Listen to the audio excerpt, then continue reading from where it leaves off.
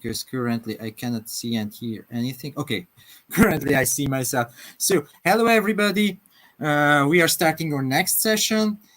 Actually, in the schedule, it was mentioned that it will be PMO and AI, but unfortunately, our presenter had an emergency issue.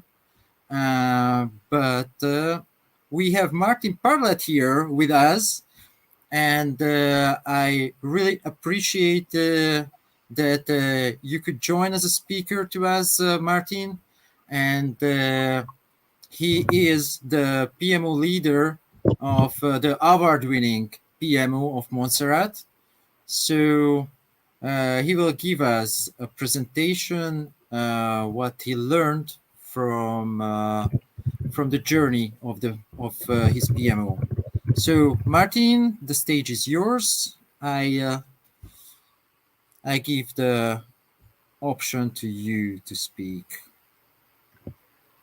Thank you so much, Peter, and thanks for the opportunity to speak at today's event. And thanks for Americo for his brilliant introductory feature there. This is a really important event for me because we are a PMO.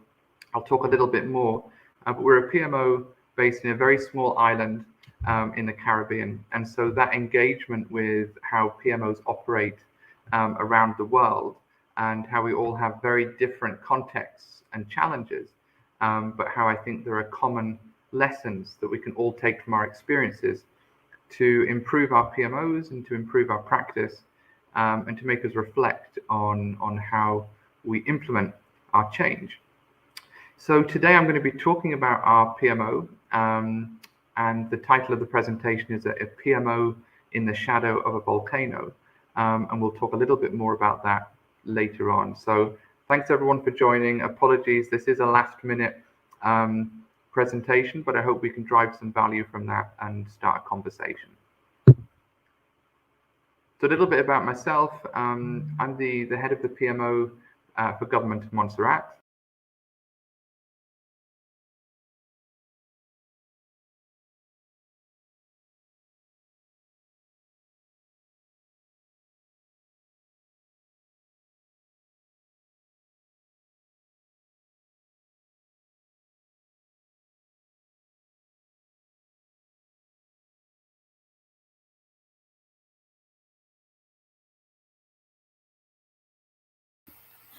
Oh, sorry, everybody. I'm really sorry. I accidentally muted Martin and myself.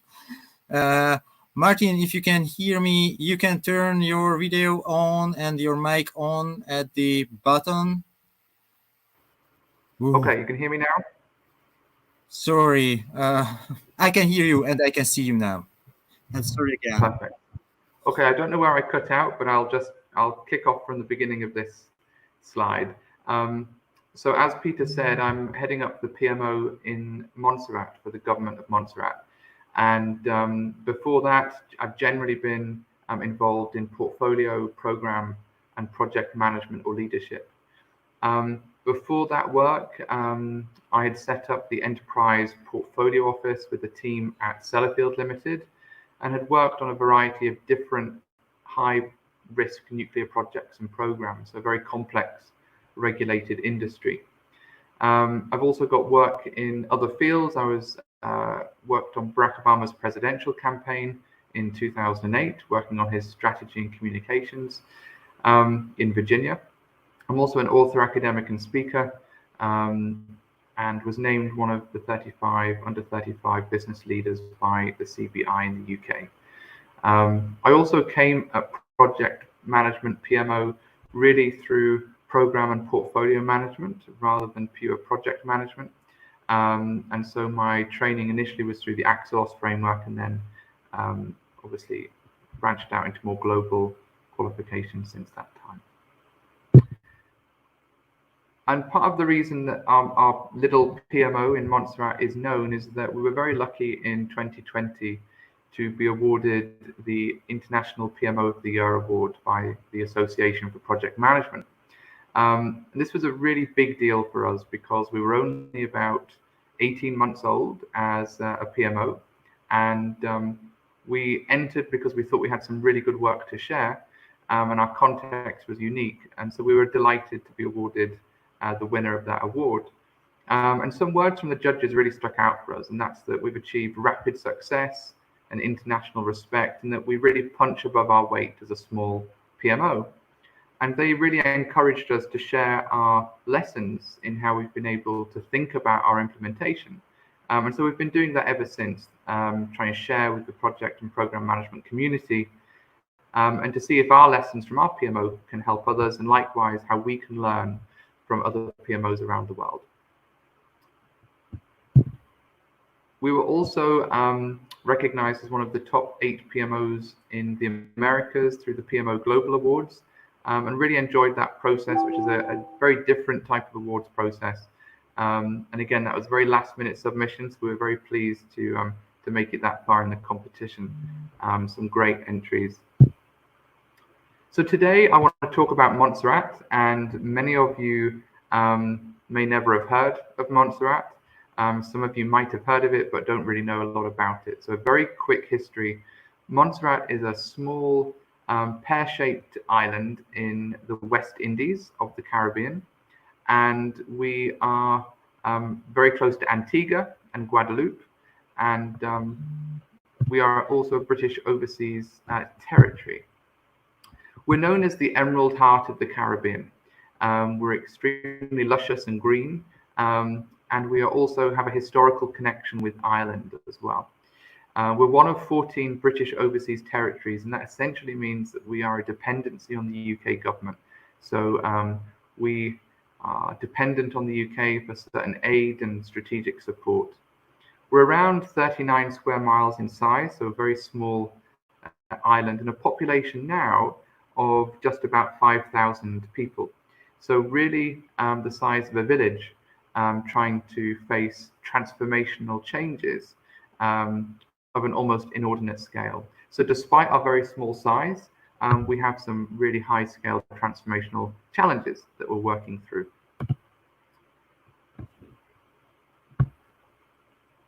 So first of all, the Premier of Montserrat wants me to fully extend an invitation to all of you to come and visit our beautiful island, and you're very welcome.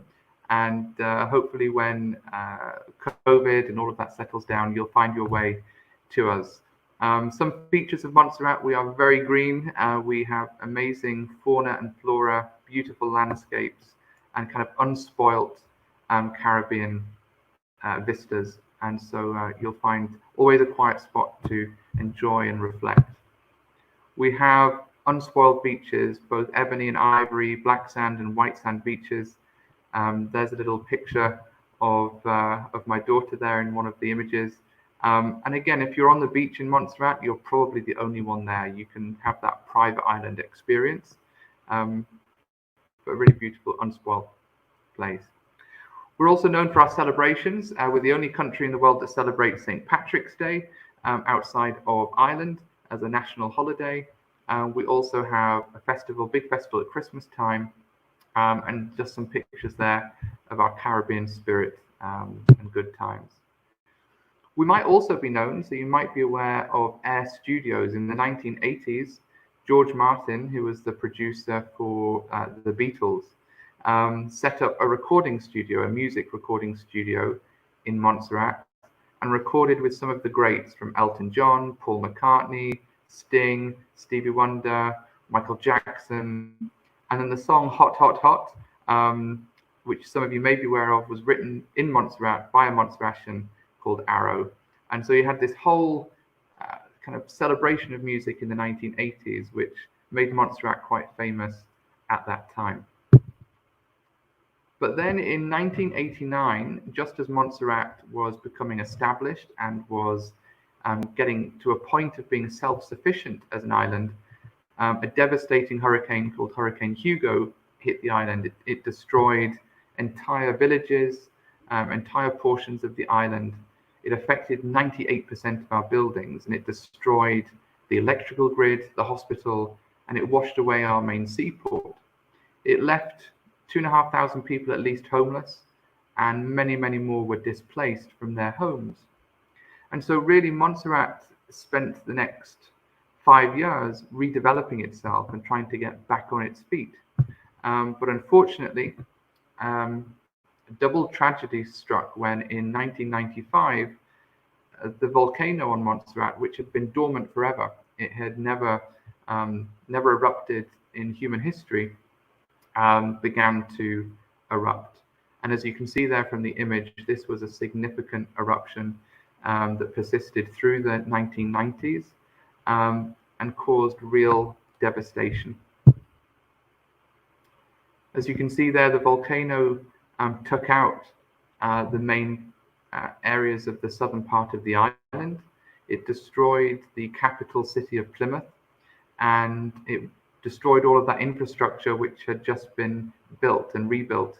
And so Montserrat had got to this point of getting back on its feet, and then had been hit down again. You can actually see some incredible buildings and infrastructure still there, but it's now obviously inaccessible. You can actually visit the city of Plymouth. It's kind of become a modern day Pompeii, a tourist attraction, almost like living archaeology. You can see people who have just left their homes and houses, people who have literally just had to get up and go and walk away. And so it's a very sobering experience. But the reason I wanted to discuss this is just to provide that context for the change that we're dealing with in Montserrat and that history. But today, on the positive note, we have a really unparalleled portfolio of change in front of us. We've got $200 million of infrastructure and transformational programs that are going to be taking place over the next 3 to 4 years. And that comes from different funding agencies. It comes from the UK government, it comes from the European Union, and it comes from the UK Caribbean Investment Fund. And that spans everything from a new hospital, airport rehabilitation, school development, fiber optic, social housing, geothermal energy, a new port project, new energy project. So a real gamut of major projects and programs, and then also some governance and public service reform, kind of people change running alongside that. So a huge, for a very small place with 5,000 people, some really significant change going on, which is why the PMO was established. So in establishing our PMO, what I want to talk about today are some of the challenges that we faced, and also some of the lessons that we've learned in trying to overcome those challenges. So the first challenge we had was the PM what? And what I mean by that is there was a very limited understanding of what project management was, formal practices in managing change. And so even just the understanding of project, program, portfolio was really quite limited. And so we've faced this upward climb of trying to upskill people's language, people's understanding around change. There's also been a historical lack of delivery in Montserrat. So over the last 25 years since that volcanic eruption, there's been limited progress and limited development. And so we've got to be conscious that there's a pessimism that's in the environment about what we can achieve. A previous PMO attempt to be established, they had tried to establish a PMO before, and that had failed. So we've got to be aware of the lessons, that actually there's some history there, there's some perspectives about what a PMO is, and we have to get around that. Also, because Montserrat's a very small place, and because it's had change thrust upon it, there's a natural fear of the outsider, of someone coming in from outside of Montserrat and setting up something different. So we have to get around that fear of the outsider. And that's common in any business where you're setting up a PMO for the first time. And we'll talk a little bit about that later on. We also in Montserrat had to navigate that resistance to change, and we find this everywhere. It's common to the human condition. But in Montserrat, that added trauma of the hurricane and the volcano, I think, has really embedded that resistance to change. So we have to be very conscious about how we as a PMO work with our partners to evolve and make that change. We had to be clear as a small island with limited capacity what our ambition was. We have a really lofty ambition, and also what our capabilities are, and to be realistic about that.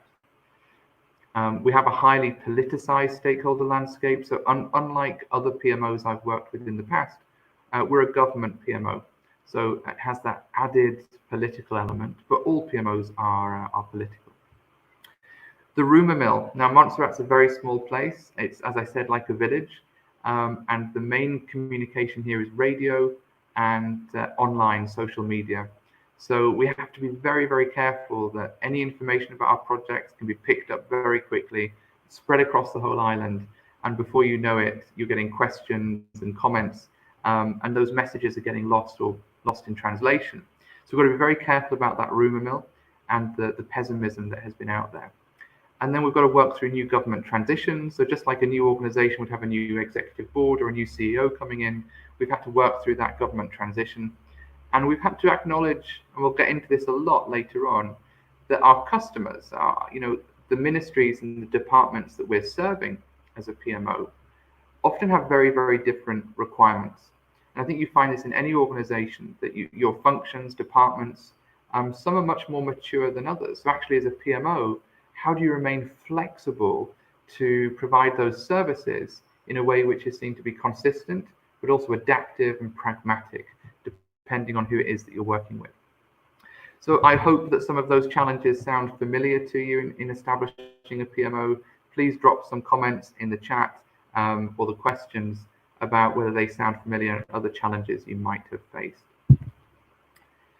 So in Montserrat, I want to talk about how we really focused on some of these challenges and how we worked around them, worked through them, and how we emerged with some lessons for how we would do this in the future. And so I think the first point, we touched on it just before, is that a PMO is always the new kid on the block. We are always late to the party. What I mean by that is that a PMO is very rarely part of an organization's original setup. We're not usually part of the original ecosystem. So we're usually implemented when it either comes from a directive to set up a PMO, or there's been maybe a failure to deliver things in the past, or there's a desire to reorganize and organize things differently.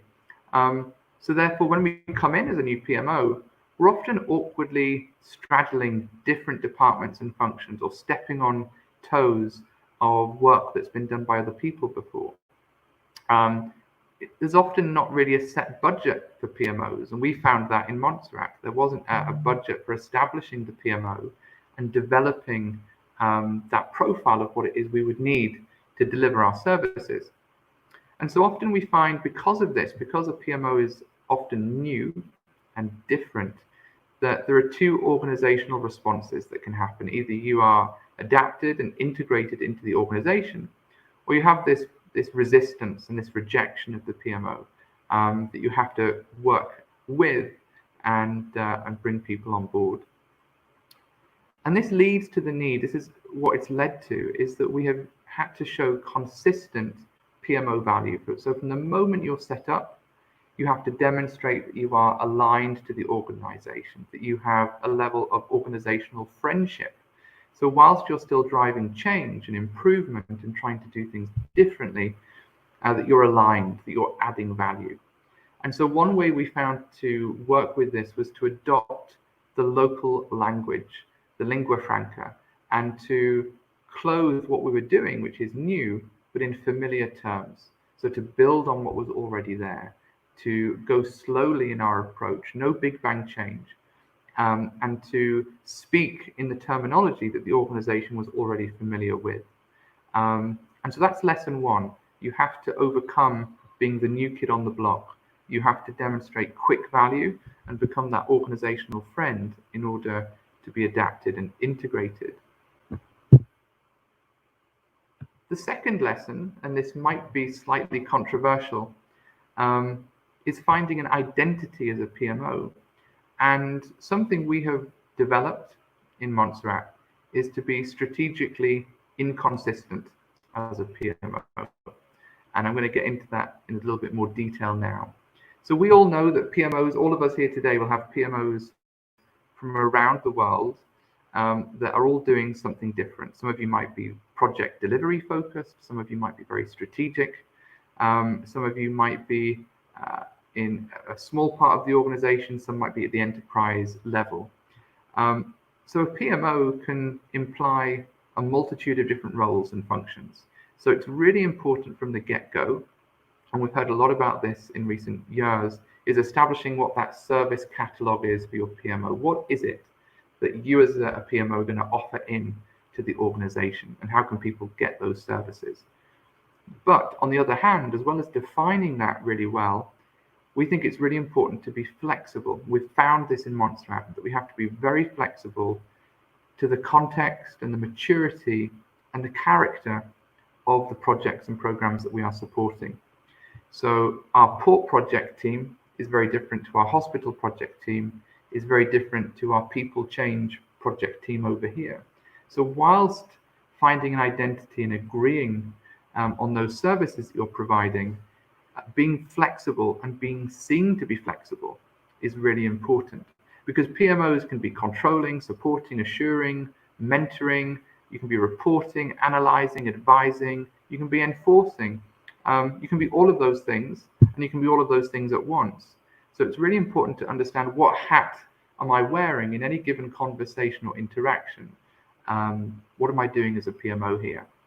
And so sometimes we've learned to be a rock and to be very firm, and to say, actually, this is important, that you must follow this particular process, or that we must have a particular product from you. But sometimes we're a willow, and we understand that an organization with very low maturity and capability, the worst thing we could do is put demands on them that they can't meet. So to be pragmatic and flexible where it allows.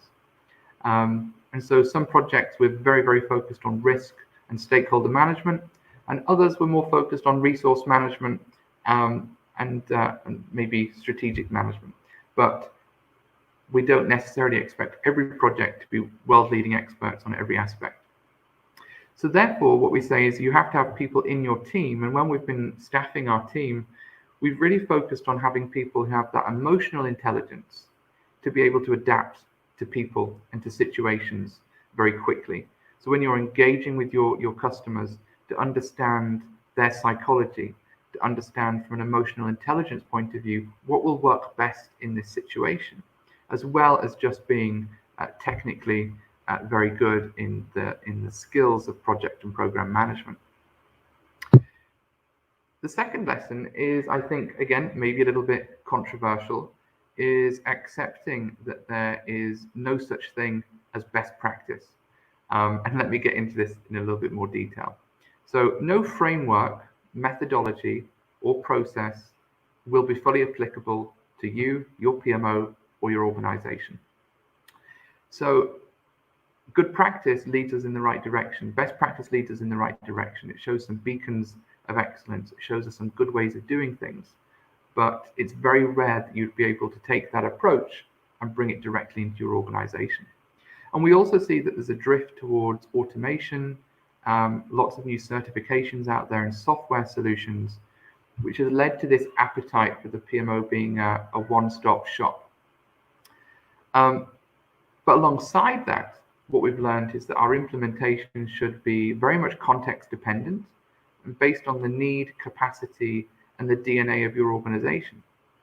And what works well in Montserrat would not have worked well in Sellafield, where I worked before, and vice versa. The two organizations have got very different missions, very different levels of resources, very different levels of maturity.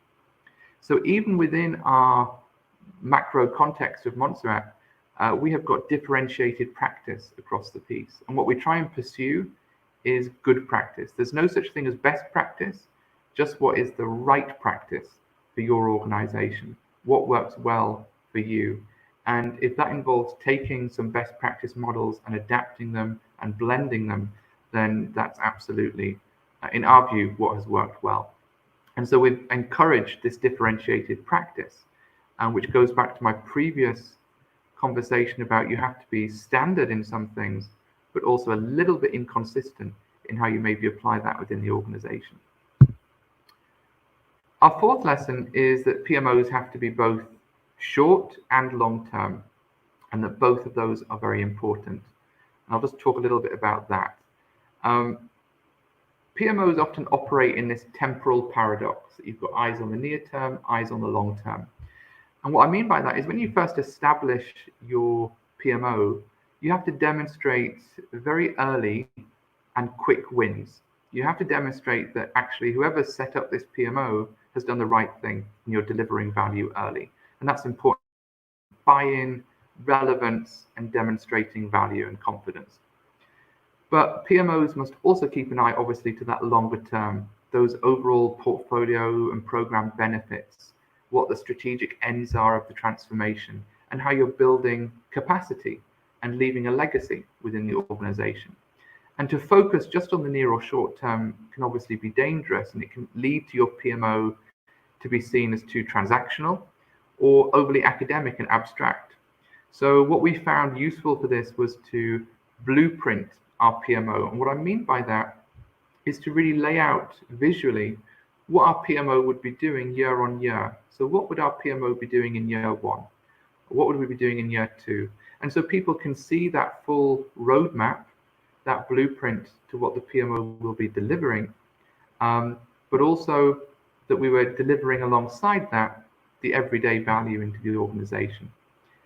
And when we were building the team, we were very conscious again that we had to have people in the team who were able to do both of those things. So we had people who were fruit pickers, people who were going after that low-hanging fruit, those quick wins, and communicating the value. And then we had other people who were working at seed planting, so who were planting those longer-term benefits, the planning for outcomes, building resources, building capability. So you have these two aspects of your PMO team working at the same time. So short and long-term aspects, very important for both your value and I think your survival, but also for how you think about managing your work within the team. So I think blueprinting your PMO has really helped us on that front. Our final lesson, before I just talk about what we've achieved in Montserrat, is about turning your projects into really relatable human stories.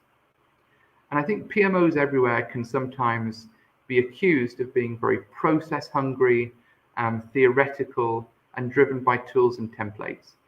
So we've all seen PMOs that are really just receptacles for tools and templates, which leaves a lot of people to ask the question to what that means to them. You know, how can I get value from that? So what we've really pushed is that a PMO is a powerful advocate for the human impact of project management.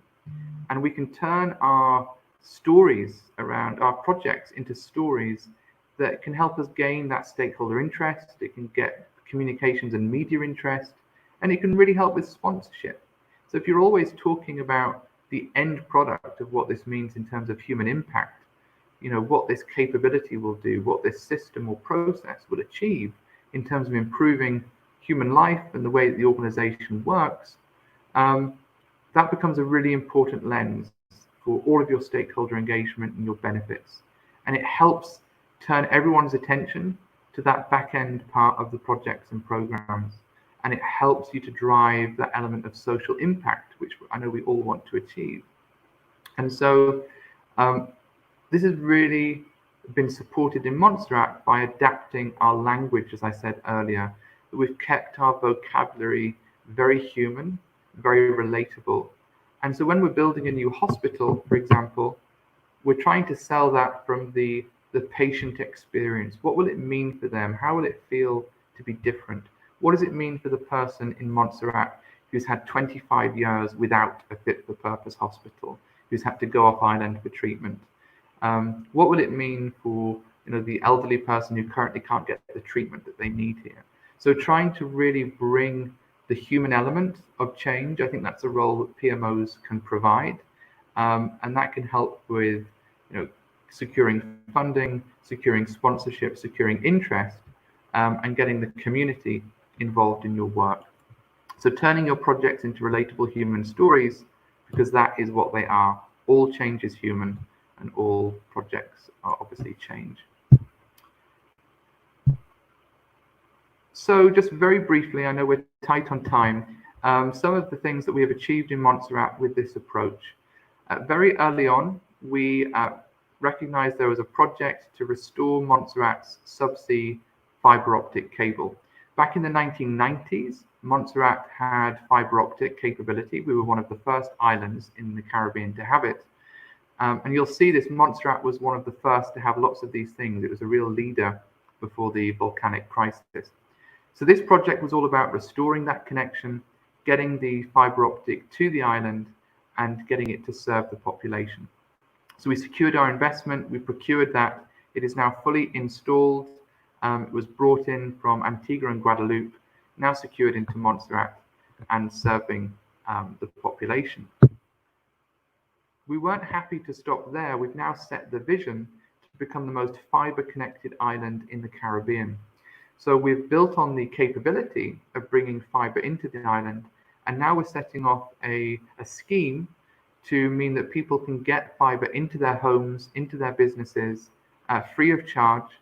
And so hopefully by February this year, we will be the most fiber-connected island in the Caribbean, and we'll be able to draw on the benefits of all of that new capability. Montserrat's new National Hospital. Again, for 25 years, this has been operating, as you see there, out of a set of adapted school buildings. So during the crisis, the hospital had to move very quickly into these school buildings, which are now about 70 years old. And the PMO helped break through a quarter century of debate. That was a quote from UK government, which said that the PMO really helped to break through the logjam of thinking around what this hospital could be.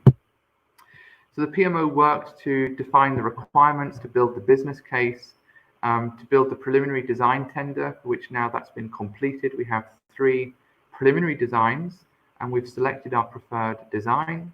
And we're now in detailed design, moving in hopefully to construction later this year.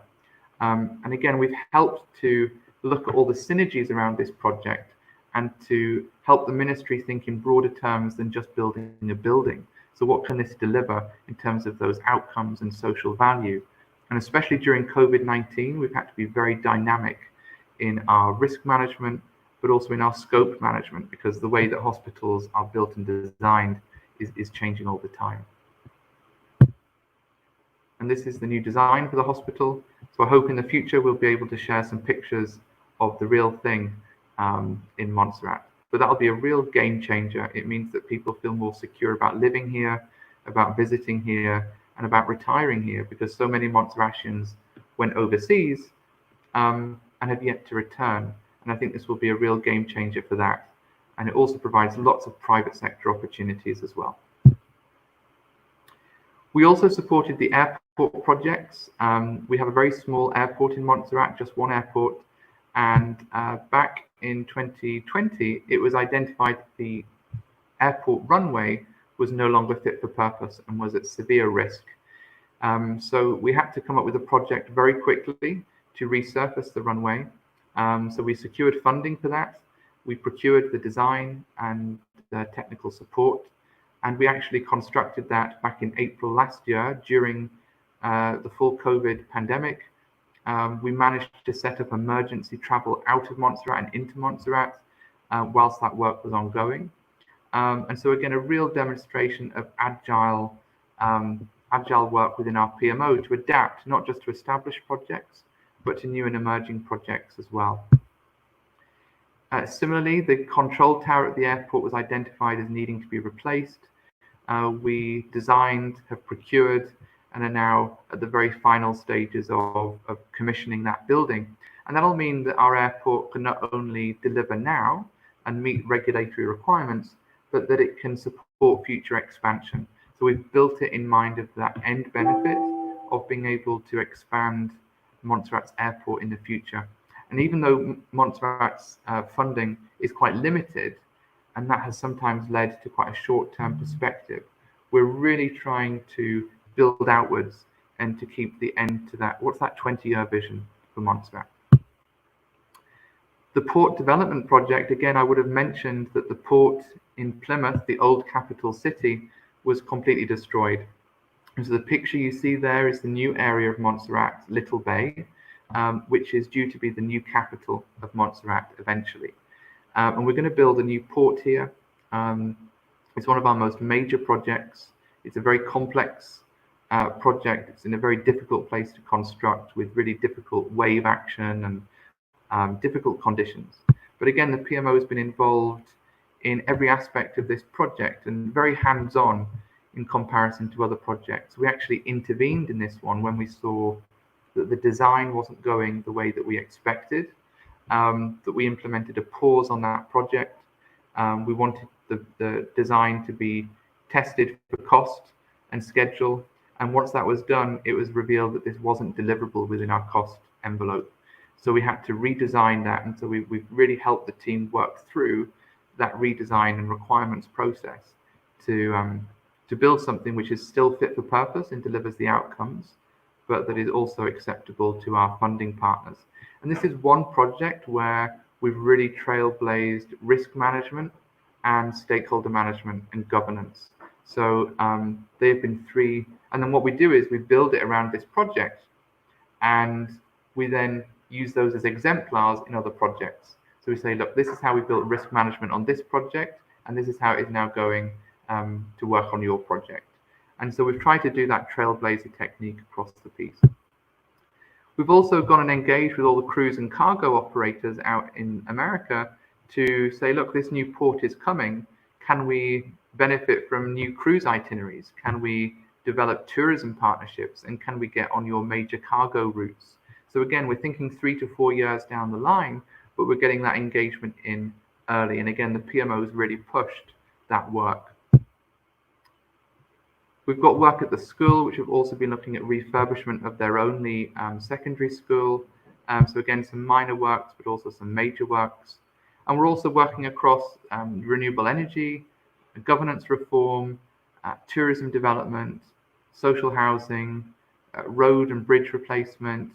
And the PMOs, I'm sure you will also find, because you are skilled at doing change, you get brought into all sorts of things. We've been working on COVID-19 response, energy task forces and fiber optic task forces.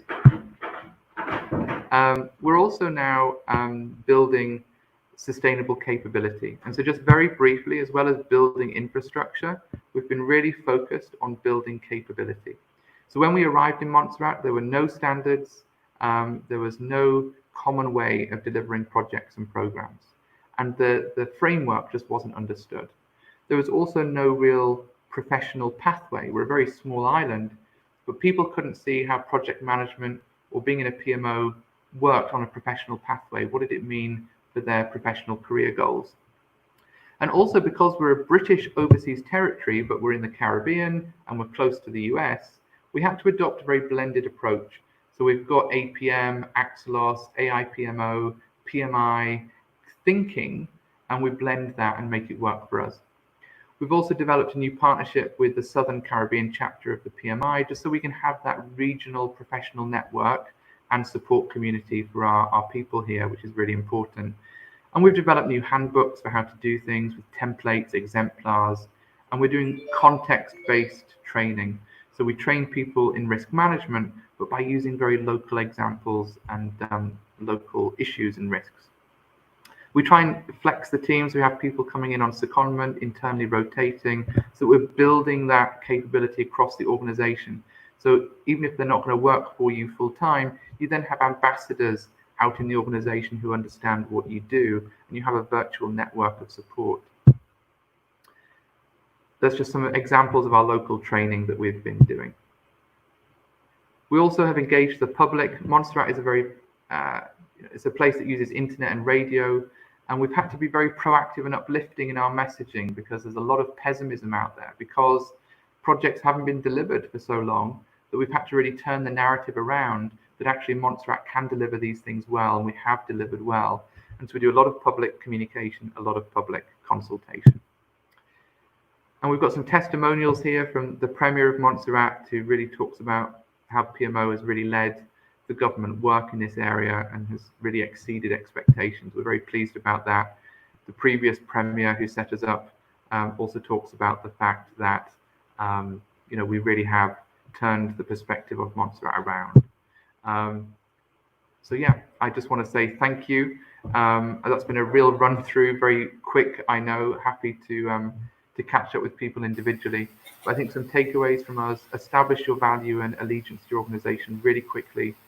Dare to be a bit strategically inconsistent in how you deliver your PMO services. Don't chase best practice, but adapt it into the right practice for you. Be a time lord. So think about today and tomorrow, and then turn your projects and programs into human stories, because that's what they are. And P.S. Do come and visit us soon. We'll be waiting for you, and we look forward to it. So apologies if I've run a little bit over in time there. Thanks very much. Thank you very much, Martin. It was a wonderful presentation. Just some comments that I caught in the chat box as a feedback for you. Good point from Martin. You can't build a one-size-fits-all approach. Very well said. Best practices have to be contextual to gain confidence. As I could see, everybody loved this presentation. We are really thanks for these points that you have mentioned, these lessons learned. I'm pretty sure this can be used in other PMOs, and not only PMOs, in other organizations and in business. So thank you very much. I'm pretty sure we won't have time for all the questions, but let us check some of them. So, for example, Sean asked, do you have a PMO document manual for your PMO? Yes. So what we have built is kind of a handbook for how to deliver projects and programs within Montserrat. So we have a handbook that draws on good practice. It also shows exemplars from how it's done across the organization, and kind of explains how that works in Montserrat. And then we support that through some bespoke local training that we offer. So our risk element of the handbook links into the risk training that we provide out into the organization. But what we say about the handbook is that it is a live document.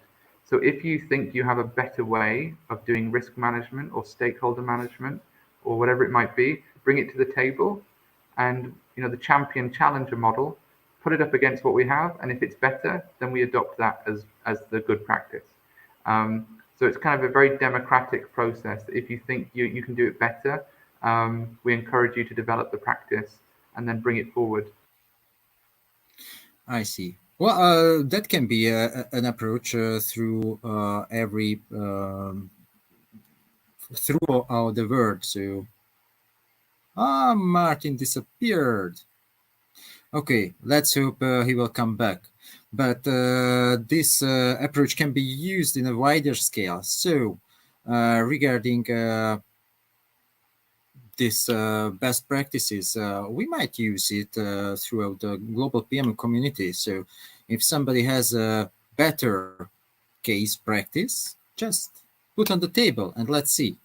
If somebody else has an even better one, then let's do that.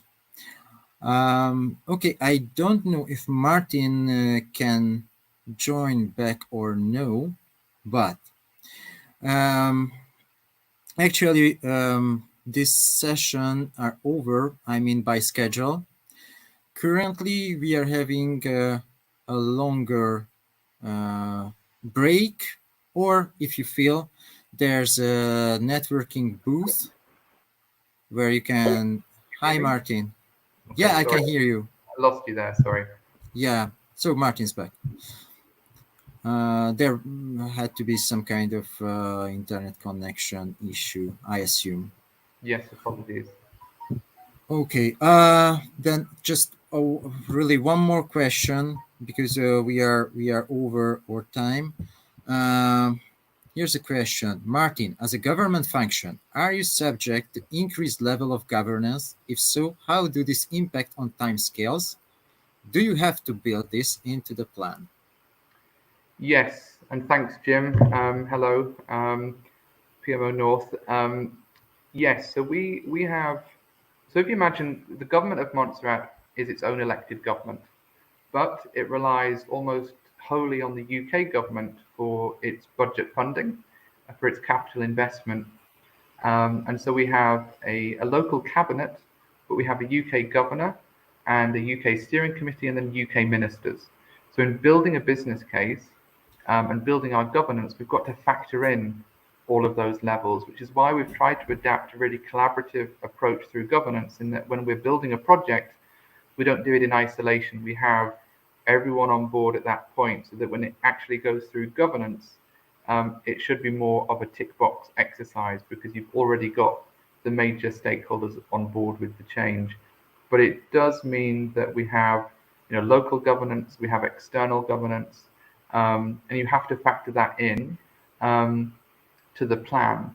And we are subject to increased levels of governance, but at the same time, we've been able to make that work for us in some ways, in that the partnership that we can get with the UK and shared best practice and perspective. So we kind of use our program board and our steering committee as more strategic functions, and then we have offline conversations with those stakeholders to develop the proposals. So we've tried to be as adaptive as possible and quick on our feet, but yes, it can be a challenge. We are subject to that extra layer of governance. It's not like being in an organization if the CEO says, I want this done. Because even if the Premier here says he wants something done, we've got to take that to steering committee, we've got to take it back to UK government. And so there is a limitation on power and a limitation on sponsorship, which is quite unique.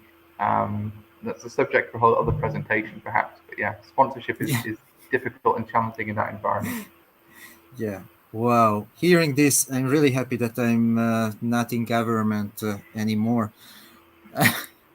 So, Yeah. Thank you very much, Martin, again. I encourage everybody to reach out, Martin. I saw that you have many other questions. Some of them are really specific for your case, Martin. So in that case, I encourage the people to turn to you. And there is a networking area currently.